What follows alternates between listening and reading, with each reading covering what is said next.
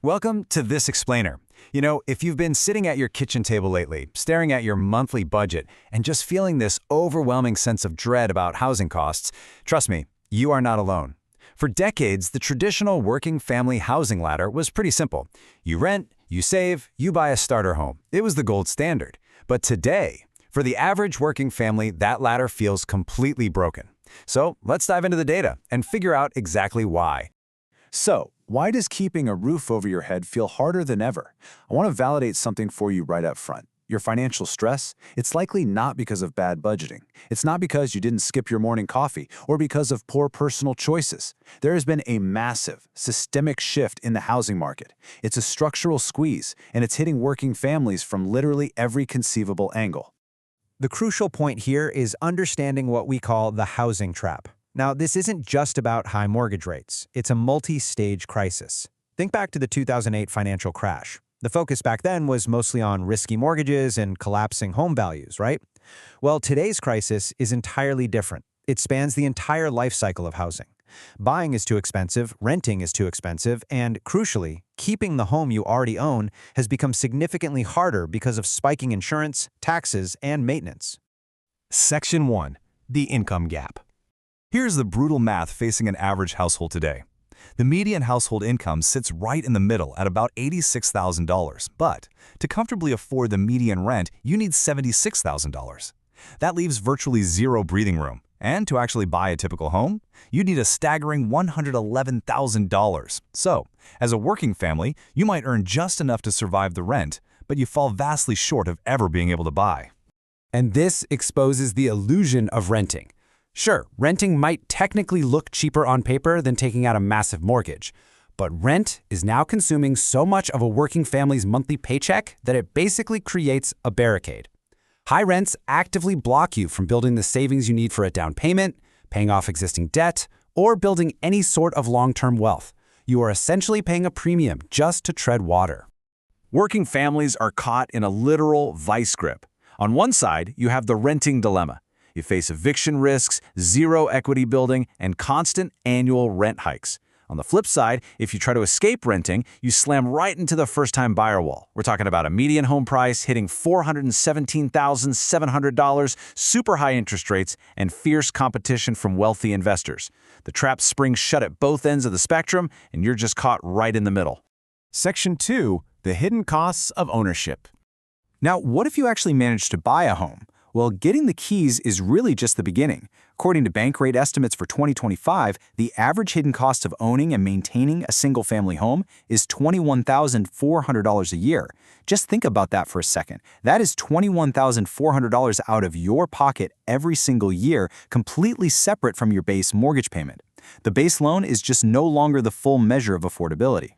Think about where all that money goes after you've already paid the bank. You've got over $8,800 just in maintenance, basically praying the roof or the HVAC doesn't fail. Utilities eat up nearly $4,500. Property taxes take another $4,300, and home insurance adds nearly $2,300. And these aren't luxury upgrades, right? These are exact, unavoidable expenses that pile up relentlessly on top of a standard loan payment. They completely suffocate household budgets and turn a seemingly stable financial plan into a month-to-month survival game. Section 3. The escrow and insurance shock. There's a really harsh reality pulling the rug out from under current homeowners right now. The mortgage may be fixed, but the cost of staying keeps moving. This completely shatters the great American myth of the safe fixed-rate mortgage. You might sign a 30-year fixed loan, which gives you peace of mind that your principal and interest won't change. But your total monthly payment to the bank? Yeah, that is absolutely not fixed. The National Association of Realtors tracks what's known as the escrow effect, and the numbers are honestly shocking. Combined monthly escrow costs, so that's the portion of your payment for taxes and insurance, have increased by 25%. We're seeing a 41% hike in homeowners insurance and a nearly 20% hike in property taxes. Just imagine opening your mail to see these hikes completely blindsiding your budget. Long-term homeowners and fixed-income seniors plan for one financial reality, but they're now being forced to live in another. In fact, insurance is quickly becoming a second housing crisis right inside the first one. Climate-related risks mean families aren't just facing higher premiums, they're facing outright non-renewals, which forces them onto much more expensive secondary market plans. Deductibles are soaring. Insurance companies are increasingly forcing owners to do costly, mandatory roof updates just to keep their coverage. And hey, if you live in a condo, your HOA fees are skyrocketing simply to cover the building's rising insurance costs. Section 4. The pile-on effect and foreclosure risks. So, what happens when flat wages collide with these skyrocketing, unavoidable costs? The trap closes. First, everyday living expenses stretch your budget thinner and thinner. Then, boom, you're hit with a sudden mandatory insurance and property tax spike through your escrow account. After that, life happens. A medical emergency or a broken water heater totally drains whatever cash you had left. Finally, you fall behind. It is rarely just one bad financial decision. It's the sheer suffocating weight of everything hitting you all at once. And we're seeing the results of this immense pressure in real time. 118,727. According to Atom data, that's the number of U.S. properties with foreclosure filings in just the first quarter of 2026 alone. That's up 26% from the year before.